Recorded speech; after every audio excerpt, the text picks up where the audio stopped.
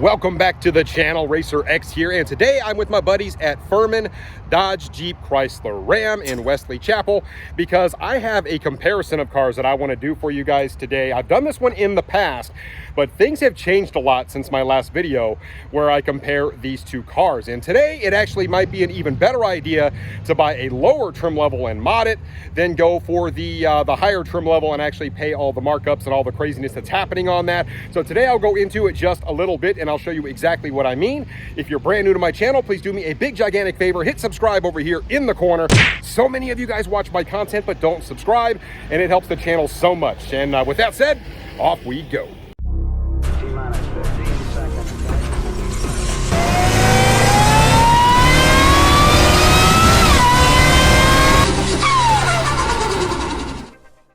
So here are the two cars I was referencing. This is a RT Challenger. This is a 5.7 liter naturally aspirated V8, and of course right here that is the Challenger Scatpack. Basically these two things are trimmed out the same way. I mean, very similar equipment, all that kind of stuff, but the price is actually vastly different. This of course 6.4 liters of American muscle, and this does make more horsepower, the black car, but I feel like the RT is a forgotten about trim. And today I want to talk all about why the RT is still valid, especially when you consider all the pricing implications, the markups, everything going on with all the higher level trims and the Charger and the Challenger right now. Maybe the RT is something worth looking at. I decided to pick two trim levels that are actually very similar in these two cars, so I can give you an accurate look at how the price is different on these two. Now, this Scatpack here, pretty good looking car. It's actually one of the first times I've seen this B come on the car from the factory, but once again, you can see it is a 392 Scatpack. A couple other graphics things on the front of this car, but you can see the grille on this car actually looks very similar to this particular one. This of course is the less expensive car in the RT, but this is an RT Plus, right? So you get upgraded interior, you get a bunch of other little goodies like that. So this is actually the much nicer seats in this. This of course is a manual car, which I think is pretty darn cool, but you do get a very nice interior on the RT Plus. And I will step over here. Once again, you do get the fuel filler door there, that's kind of chrome. These two cars look very, very similar. I did not choose to do a wide body on this car because I don't feel like that's a fair comparison, seeing as how this particular car, the regular Hemi, does not come in a wide body. But I will go ahead and open this thing up for you real quick. You can see this also has the upgraded seats on the inside. Now this of course is an automatic car, but they are trimmed out almost exactly the same, with the exception of course, the power plant. Now this particular one, stickers right about $56,000. This one is about $46,000, and like I said, this is a pretty darn decked out RT, so you really can't add that much more to an RT, whereas on these Scatpacks they get significantly more expensive. We've got a Hemi orange car actually up in the front that stickers up at like $67,000, so you can see a big difference in price on these two cars. So obviously the big difference between these two particular cars is the engine, and it is pretty rare when you see a company give you two naturally aspirated V8s to choose from. So Dodge obviously still does that up through the 2023 model year, and I think that is pretty darn cool. So yeah, here is that tried and true V8 naturally aspirated 5.7 liter, 375 horsepower, 410 pound-feet of torque. So there's that V8 coming in. And of course on the Scatpack, we all know this thing does pack a lot of torque. It's pretty noticeable when you drive these two cars. 485 horsepower, and then of course 475 pound-feet of torque. So over 100 horsepower difference between these two naturally aspirated V8s, and you do feel it a little bit when you drive it, but this car still does pack a lot of punch. But it is, like I said, it's $10,000 less for a comparably equipped car, and that's only where things start. Now, one of the most successful videos that I've ever done on my channel, a couple years back, I actually compared these two cars, and I talked about what it would take to make a RT as fast as a Scatpack. And yeah, you got to throw a fair amount of mods at it, but the truth remains that the RT it's watered down from the factory, so it reacts a little bit better to each mod. So you pick up more horsepower for each mod than you do on the 6.4. The 6.4 is very optimized from the factory. I've talked about it at length, but if you like to mod your car, the RT is actually a really good platform to do it. And it used to be where it's kind of like, yeah, 6 one, half a dozen the other, right? Do you buy it and then mod it and spend all that money modding it, or do you just buy the bigger 6.4 and just be off to the races and enjoy it? If you can afford the Scatpack right out of the box, it may be just a little bit better to just go with that, because then you start modding that thing, and maybe the gains aren't quite as much per mod, but you're still gonna be a little bit faster if you start to mod that car. We all know horsepower is pretty hard to come by with these cars. They just don't pick up much at all when you talk about mods, and then camming the car is really expensive.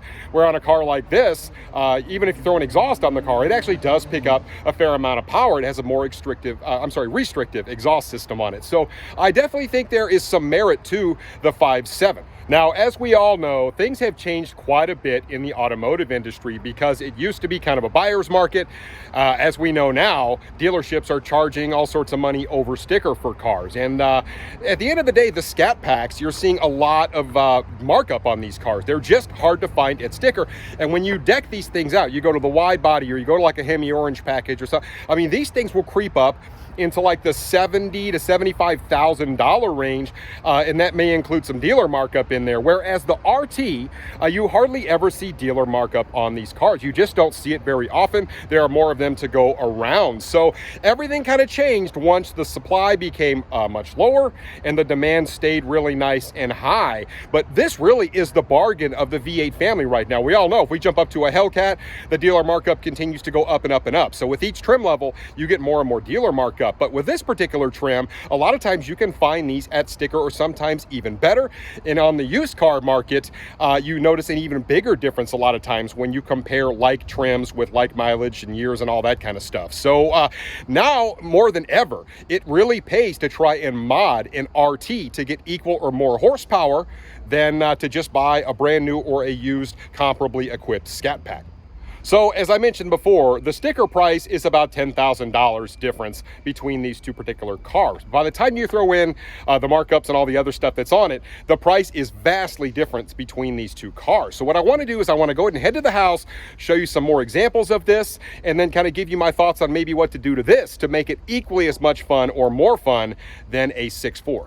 So here's the thing. In my video that I did quite some time ago, times were quite a bit different, because back then, there weren't the crazy markups that you see now. And as I mentioned, a $10,000 difference, I mean, you can go right on Dodge's website, you can see kind of the same thing. But of course, then you get all the special edition type Scatpacks and the wide body kit that costs $6,000 and all that kind of stuff. Scatpacks can really, really climb up there in the money. I mean, like I said, you might find these sitting on a lot for $70,000 or $75,000 in some instances, which is crazy. Now the RT is just a little bit different deal, right? Some people say, oh, it's not as much fun to drive, or it's not as torquey or anything like that.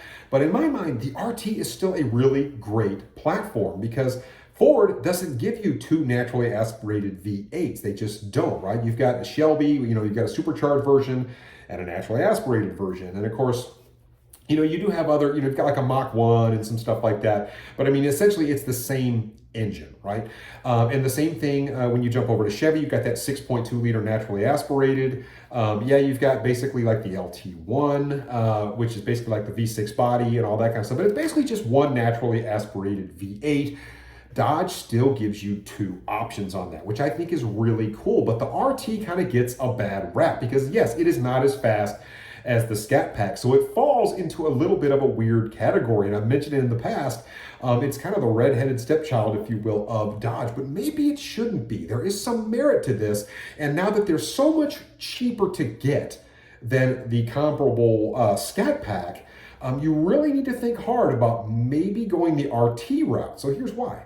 Now, in my other video, I did talk about this, but to keep your car naturally aspirated, if you have an RT, or you're going to get one and really go out there and compete with a stock Scat Pack, you do have to do quite a bit of work to it, probably $9,000 to $10,000 worth of stuff. Anything from like a cold air intake, you want to port your intake on top of the engine.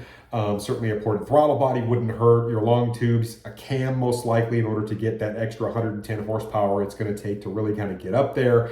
The real restrictive exhaust on the RT, it's more restrictive than it is on the Scat Pack. So certainly like a 3-inch catback would do you some favors. There are a lot of things that kind of go into it, high flow cats and the long tubes, all the stuff you got to get the tune, but you can do it in stages. That's the great thing. So for 9 or 10 grand, you can basically turn your car into something that will compete with a stock Scat Pack. And of course, we know that's about the sticker price. So my advice before was, look, is it really worth it, right? Or you can go the boosted route. And I've always said this, if you boost an RT or a 6.4 Scat Pack, you need to keep your boost relatively low. Those engines just don't really like boost all that well. But if you go with like there's a Pro Charger, there's a Maggie out there. There's a bunch of different superchargers out there, and they're really not all that different in price. And you keep your boost at kind of that stock, maybe 6 to 7 pound level. You can still easily make more than Scat Pack power with something like that and stay on pump gas to do it. And before I said, look, it's prohibitively expensive to kind of do this when you could just go out and buy the Scat Pack. But because of the way that these cars have gotten more and more expensive from the manufacturer, and because of all the dealer markup happening right now, it's kind of a better deal to go out and do this to your RT than it is to go out and pay all the money for the Scat Pack. The tables have turned. Now, I feel like this does bear mentioning, but the comparison between the RT and the 6.4 Scat Pack, I feel like it is a little bit more valid in terms of, yeah, it takes money to get there, but it's very doable. I've also done videos in the past where I talk about how to get the 6.4 and take that Scat Pack and make Hellcat type power, which is much, much harder to do. And it really is preventatively expensive. It just doesn't make a lot of sense to try and do that. You're better off just trying to find a used Hellcat. But when you get on the internet and you start looking at like used RTs that don't even have very many miles, one of my favorite sites, Auto Trader, you can get on there, you can do the research yourself. But basically for like the low to mid 30s, you can get a car that's really only a couple of years old with relatively low miles. When we're talking about the RT, and that's actually not too bad considering you're going to get a V8. And the great thing about the RT is that it comes with the same exact transmission that the Scat Pack does. So that's not a weakness there. And when it comes to sound, with a comparably equipped catback system, the two cars sound very similar. They both sound very robust and very healthy with a really solid catback system on the back of it. So you don't lose out on the sound aspect either when you go to the RT and you mod it. And like I said, these cars can be a lot of fun to mod, especially if you're talking about boost. Like I said, keep your boost low, but it is a good viable option. You see lots of guys out there making Scat Pack power or more that boost their RT, and they can still maintain a lot of reliability. So I would go out and maybe pick out like a 2018, 2019 RT, that doesn't have a whole lot of miles on it, and just have fun modding it maybe before I go out and I spend 65 grand on a Scat Pack. Not to take anything away from the Scat Pack, I love them. You guys, a lot of you guys own them. I've owned one, but the RT definitely has its merits, especially right now. Now, the last thing that I do want to mention about the RT is that, there are a few little drawbacks of it. It doesn't have the Scat Pack B on the side, and it doesn't come in a wide body. But once again, you're talking about an extra 6 grand if you want to go to the wide body.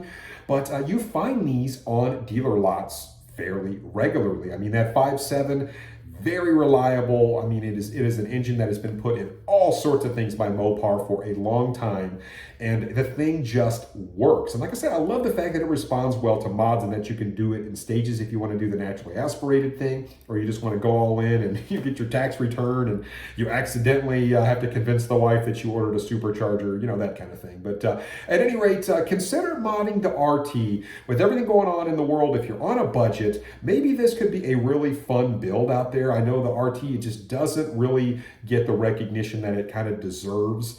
A lot of people look down on the RT, that trim level, but I never have. That car is still a ton of fun to drive. And for the budget conscious person out there, I mean, it's a really solid option. So anyway, just wanted to put this out there for you guys, give you something to think about. And there you have it. That is my argument for why the RT might actually be the best trim to go out and buy right now. So you guys let me know, what do you think about this? I'd love to hear it in the comments below, and I will catch you on the next one. So until then, Racer X.